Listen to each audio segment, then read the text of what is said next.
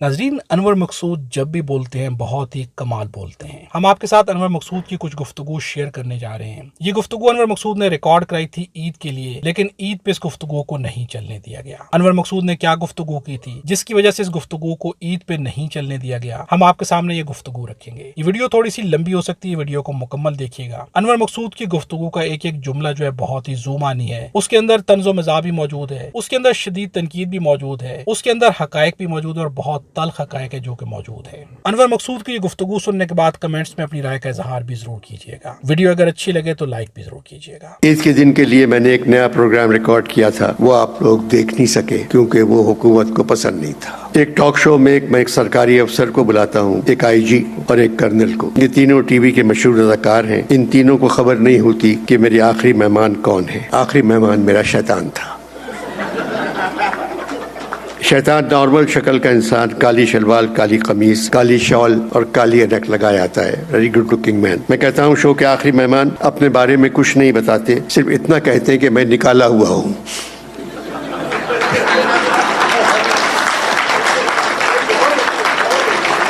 निकाला हुआ हूँ मगर इदारे का नाम भी नहीं बताते। शैतान आकर बैठ जाता है। आज ये पूछते हैं आप किस इदारे में काम करते थे। शैतान कहता है उस इदारे में आपका जाना मुश्किल है, जन्नत से निकाले गए थे। फिर कहता है आजी साहब मेरा काम आप कर रहे हैं, सरकारी अफसर साहब मेरा काम आप कर रहे हैं, और कर्नल साहब आप भी मेरा काम कर रहे हैं। आप तीनों ने मुझे आउट ऑफ जॉब कर दिया है। मैं सारा दिन बेकार अपने कमरे में लेटा रहता हूँ। मेरे पास कुछ करने को नहीं है। अब मुझे क्यों भेजा खुदा ने पाकिस्तान, कुछ करने को नहीं है यहाँ। कर्नल खड़े हो जाते हैं, कौन हो तुम? उन्हें छोड़े, मैं शैतान हूँ। तो कर्नल जोर से कहते हैं ला हौल वला कुव्वत। तो एकदम कर्नल गायब हो जाते हैं, सरकारी अफसर गायब हो जाते हैं और आईजी गायब हो जाते हैं।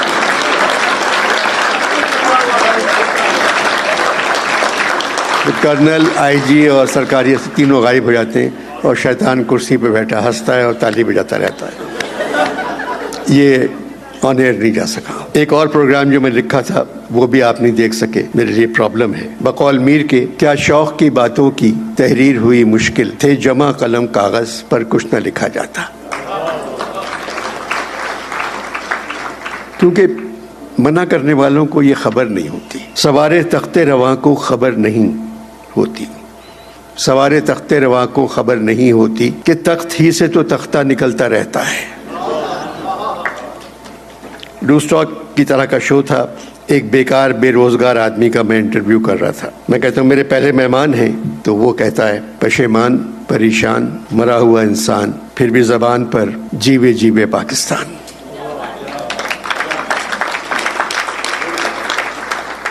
भाई फिर आप जिंदा क्यों हैं? मजबूरी है अनवर साहब, मजबूरी है। कैसी मजबूरी? अनवर साहब हम जिंदा कौम हैं। क्या करते हैं? बस तराना गाते रहते हैं। पाकिज़ा ज़मीं शादाबाद, ये तो कौमी तराना है अनवर साहब। हम तो हालाती तराना गाते हैं। हालाती तराना कौन सा है? इस डंडे के साए तले हम एक हैं, हम एक हैं।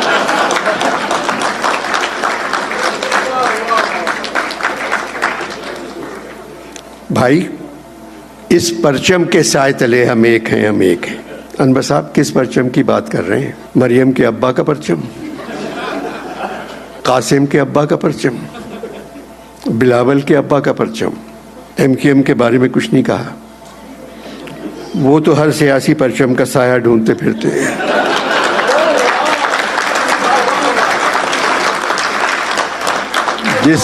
जिस परचम के नीचे जरा सा भी साया मिल गया वो खड़े हो जाते हैं।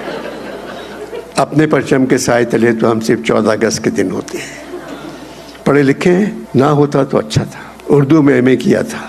थोड़े दिन सिंध के सरकारी स्कूलों में उर्दू पढ़ाने वालों को उर्दू पढ़ाई।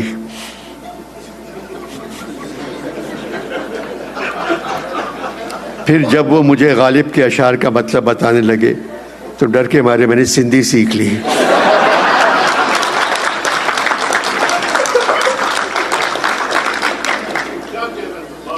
कहाँ रहते हैं? गालिब के डिज़ाइन का एक बेदरो दीवार सा क्वार्टर है। दिन भर घूमता रहता हूँ, कोई पढ़ने वाला मिल जाए, नहीं मिलता तो रात में अपने क्वार्टर की छत पर लेटा आसमान को देखता रहता हूँ। आसमान में क्या देखते हैं? انور صاحب 3 اسٹار 4 اسٹار 5 اسٹار.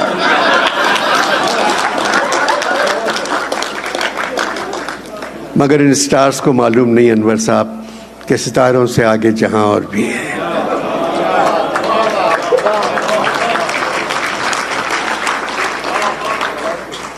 الیکشن میں ووٹ کس کو دیا؟ انور صاحب شناختی کارڈ نہیں ہے نہ پاسپورٹ ہے. کیوں؟ گھر واپس جانے کے لیے پاسپورٹ کی ضرورت نہیں ہوتی. رہی شناختی کارڈ کی بات تو میری کوئی شناخت نہیں ہے. ووٹ تو ڈالنا چاہیے. انور صاحب میں ڈاکہ ڈالنے کا سوچ رہا ہوں. بیوی بچے ہیں، بیوی مر گئی، اس سن کر دکھ ہوا مجھے. میرے دکھ کی بات نہیں، وہ اور کسی پہ مر گئی، مجھے چھوڑ دیا.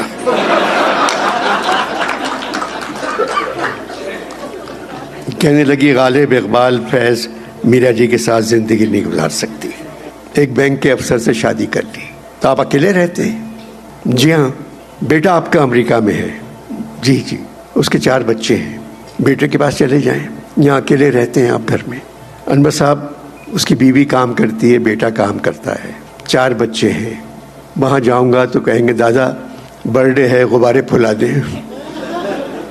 دادا آج اسکول آپ چھوڑ کے آئیں گے. دادا گھاس پر سے برف صاف کر دیں. دادا کتے کو ٹہلا کے لے آئیں.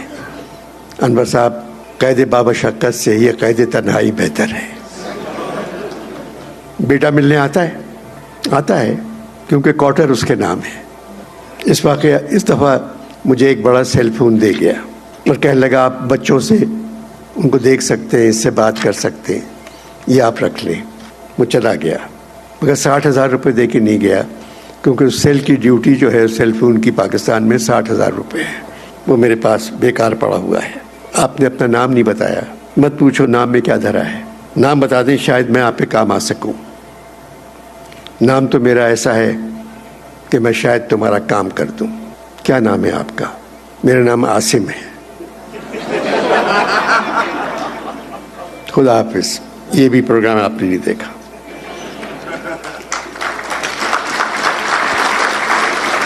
ناظرین، آپ نے انور مقصود کی گفتگو سنی. انور مقصود جب بھی بولتے ہیں بہت ہی کمال بولتے ہیں. شدید تنقید کرتے ہیں لیکن طنز و مزاح کے اندر بہت ہی بڑے بڑے اور بہت ہی تلخ حقائق کو بھی طنز و مزاح کے اندر بیان کر دیتے ہیں. کسی پہ وار بھی کرتے ہیں، کسی کو سناتے بھی ہیں تو بہت ہی زبردست سناتے ہیں. اس طنز و مزاح میں بہت بڑے لیسن بھی ہیں. اس طنز و مزاح میں پاکستان کا اس وقت جو نظام ہے، جو کچھ بھی پاکستان کے مسائل ہیں، ان کے اوپر یہ طنز و مزاح بہت ہی بھرپور طنز و مزاح ہے. اس کے اندر انور مقصود نے واضح طور پر تنقید بھی کی ہے، تلخ باتوں کو بھی پیش کیا ہے. جو حقائق پاکستان کے اندر چل رہے ہیں اور گزشتہ 76 سالوں سے چل رہے ہیں، ان حقائق کو بھی طنز و مزاح میں عوام کے سامنے پیش کر دیا ہے. انور مقصود کی اس گفتگو سے آپ اتفاق کرتے ہیں، اختلاف کرتے ہیں، کمنٹس میں اپنی رائے کا اظہار ضرور کیجیے گا. اگر آپ ہمارے چینل پر نئے ہیں تو چینل کو سبسکرائب کر لیں اور بیل آئیکن کو بھی پریس کر دیں.